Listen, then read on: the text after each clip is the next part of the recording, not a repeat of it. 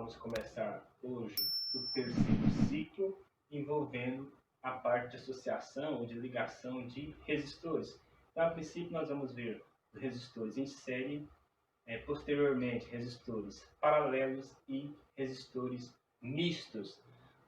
A associação de resistor, então, vamos ter três tipos, alguns dizem que é dois tipos e um misturado, completo. Então, vamos rever as leis de Ohm. A primeira lei de Ohm nós vimos que a resistência é uma relação entre diferença de potencial e corrente elétrica, tensão e corrente. Alguns chamam a forma de Joule e outros de Uri, né? A tensão é a resistência vezes a corrente.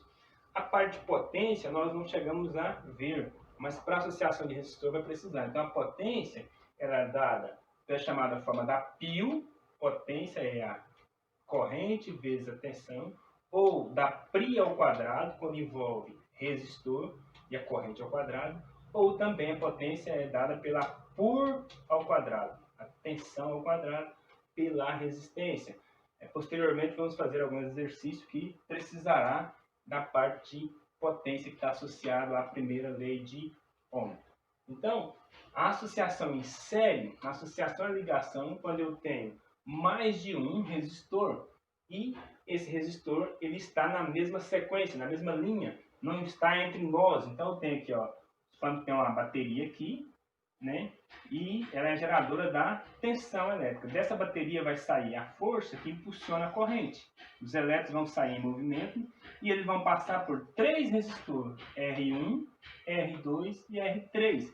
Então, a corrente elétrica passa pelo primeiro, passa pelo segundo e pelo terceiro, é a mesma. Então, aqui eu tenho um exemplo que é uma pilha, tiramos o resistor e colocamos as lâmpadas, né?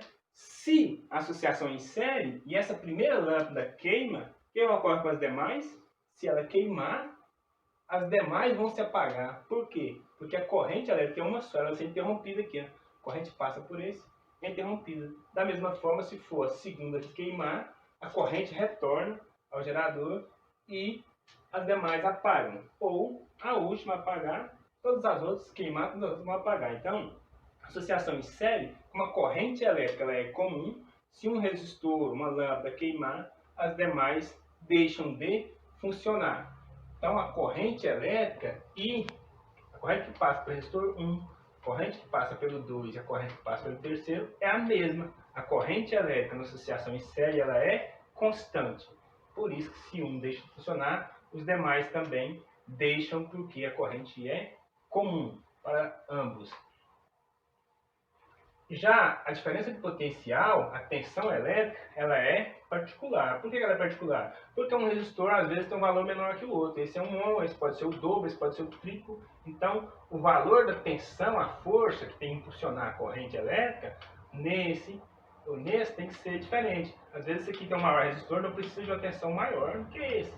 Então, a tensão elétrica ela vai ser particular. A DDP total, que a gente fala, a diferença de potencial total, é a soma de todas as DDPs. O 1 mais o 2 mais o 3. E aí a gente calcula também nesse resistor a chamada resistência soma. Resistência soma recebe o nome de REC, resistência equivalente. Na associação em série, REC é igual R1 mais R2 mais R3. Geralmente, resistor cai em todas as provas externas, em Enem. Então, quando a gente já sabe a forma da resistência soma, isso ganha muito tempo para a gente, porque a gente tem vários resistores em sequência, seria em série, você já soma todos sem precisar jogar em... Soma até mentalmente, sem precisar jogar em fórmula alguma. Então, a resistência equivalente para a série é só somar os tipos de resistores. Vamos pegar um exemplo, então. Dois resistores estão associados em série, R1 vale 2 ohm, R2 6 ohm. A corrente que passa pelos resistores é de 4 amperes. Lembrando que a corrente que passa pelo primeiro é a mesma que passa pelo segundo, é comum, quando é em série. Então, é para a gente calcular a resistência equivalente, a diferença de potencial em cada resistor, a DDP, a potência que dissipou, que perdeu em cada um. Então, a resistência equivalente, como nós vimos, é só somar. REC é R1 mais R2. Então, é só pegar o R1 vale 2, o R2 vale 6, né? 2 mais 6, 8 ohm. Então, o total da resistência desse circuito vale 8 ohm. Qual que é a diferença potencial em cada resistor? Nós vimos lá na primeira lei de Ohm, a forma do URI. Então, como a diferença potencial ela é particular, diferença potencial 1 é igual ao resistor 1 vezes a corrente que é comum. O resistor 1 vale 2, então é 2 vezes a corrente que é comum, que é 4. 2 vezes 4, 8. A unidade de medida da tensão é o volt. DDP1 é igual a 8 volts. A DDP2, diferença potencial 2 é o R2, o valor do segundo resistor, vezes a corrente que é comum. O 2 é igual a 6 vezes 4. 6 vezes 4, 24 volts. Então, a diferença do potencial é diferente. Perceba que, à medida que for aumentando o valor da diferença potencial, aumentou também o valor aumentou a resistência, aumentou também o valor de DDP. Qual que é a potência que dissipou em cada resistor? Aí entra a forma da pio, que nós vimos lá. Potência 1 é igual a tensão vezes corrente, ou corrente vezes tensão, tanto faz, né? A ordem não altera no produto. Então, a DDP1, nós achamos que foi 8 volts. 8 vezes a corrente comum, 4. 8 vezes 4, 32 watts de potência.